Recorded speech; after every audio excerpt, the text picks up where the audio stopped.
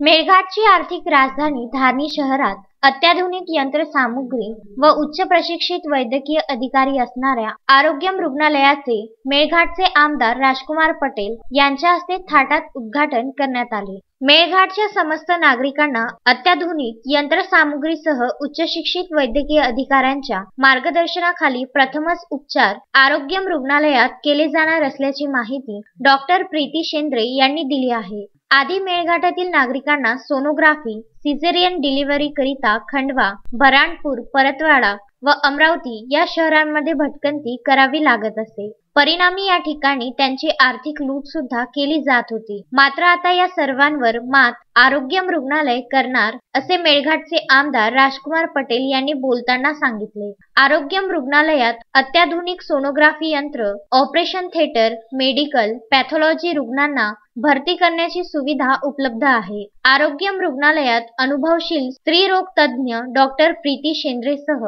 बालरोग तज्ञ, अस्थिरोग तज्ञ, दंतरोग तज्ञ, नेत्ररोग तज्ञ, नाक कान घसा तज्ञ असे उच्च शिक्षित व अनुभवशील वैद्यकीय अधिकारी रुग्णांना सेवा देणार हे विशेष।